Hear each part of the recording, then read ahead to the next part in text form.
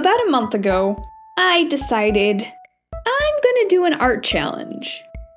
I'd never completed one before, and I really wanted to improve on my pose drawing skills. I was also kind of inspired by this guy's daily animations. So, what did I do? I drew one pose every day for a month. And here's what happened. On day 1 of this challenge, I started with a simple, minimally shaded pose.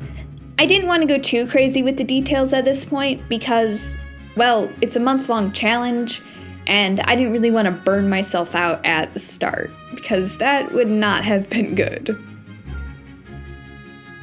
Day 2 went about the same as day 1, but this time I decided to switch between male and female subjects every other day. So on this day, I drew a male figure as opposed to a female figure. On day 3, I started adding more details in with the shading of each pose. I did this because I just felt like days 1 and 2 were too plain, and I wanted the poses to look more interesting. So that's why I started shading a little more at this point. Days 4 to 9, I started playing with simple 2-color color palettes, such as analogous and complementary palettes. Analogous is when 2 colors are next to each other on like a color wheel, like for instance, blue and purple. Those 2 colors make an analogous scheme, which is a very simple and like calming sort of scheme. Whereas a complementary scheme is where the colors are opposite of each other. For instance, blue and yellow are complementary colors. So if you use both of those in a color palette, you can get a nice complementary scheme. I went with these sort of color schemes, palettes, whatever you want to call them, for each pose because I thought it would add another layer to the poses and make it a little more interesting to look at.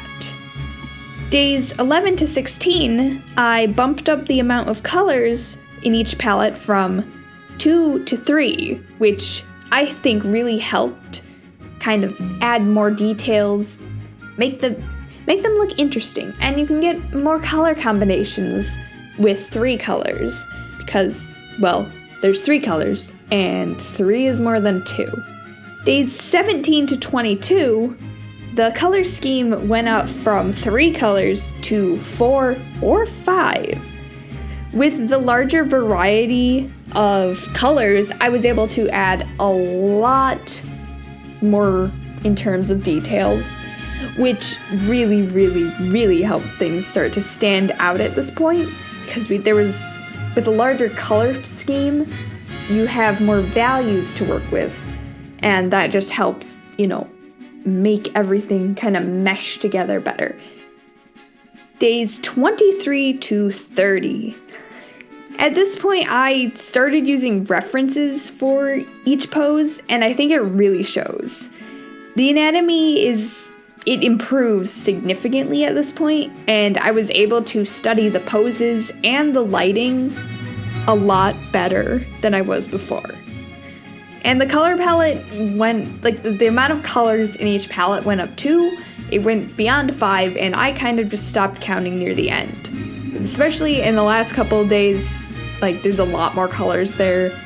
Because, at that point, I was just like, I'm almost done with this challenge. I can go all out at this point. To be honest, I kind of wish I would have started using references earlier on in this challenge, because I feel like I could have studied the poses a lot better and, just maybe improved a little more. But you learn things through mistakes. And this time I may have made a mistake, but next time I know better. So yeah, use references. They're really good.